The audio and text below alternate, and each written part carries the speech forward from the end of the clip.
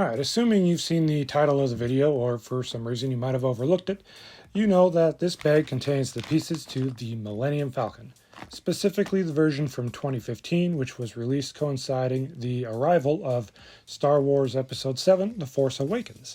This is actually the very first LEGO Millennium Falcon that I've ever owned. I bought it, I think, well over a year ago now from my buddy Mallie, who was getting rid of it, and I'm pretty excited to get to it. It's also actually my second rebuild video after I announced doing that as a series, again, probably over a year ago by now. So long enough to wait to build this and long enough to wait to get around to a second rebuild video, which, in case you weren't aware, is just a different name for videos when I have Lego sets that don't come in a box, they're used, they're old sets from mine, and they're just, just rebuilding them pretty much. So let's get to rebuilding the Millennium Falcon.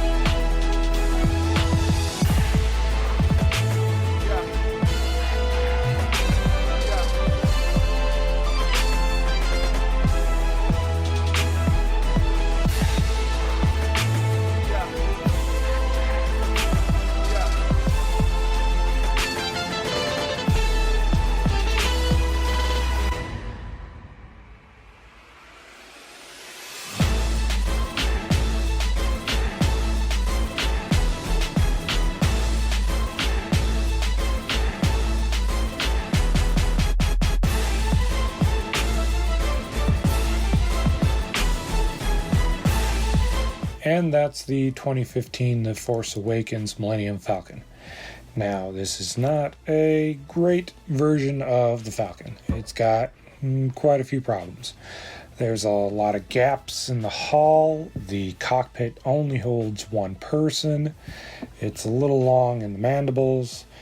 The landing gear is pretty bland, and you have to detach them in order to even take them off. They don't like flip up and store into the model or anything. The gangplank does not fit anybody going in and out, so it's got a lot of problems. Most of the minifigures you can get in other sets other than the two gangsters. They're exclusive to this set, but Han, Chewie, Finn, and Rey, and BB-8 all come in other smaller sets. Since this one was released in 2015, there have been 3 other versions of the Falcon that came out. The more recent one after it was in 2017 when the Ultimate Collector Series Falcon was released.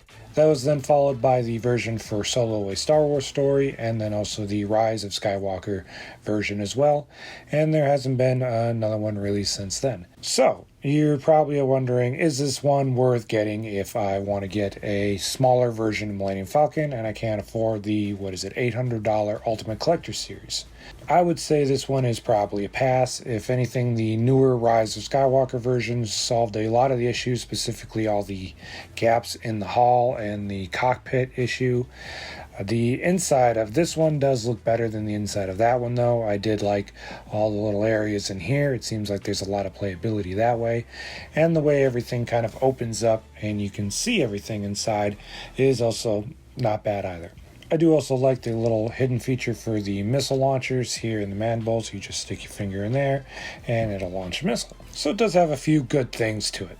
So for this being my very first Millennium Falcon in the non-mini scale version, I do still like it. It's my first, so it was fun in that regards, and it does still look kind of cool, and I don't 100% hate it. I know there are some better versions out there.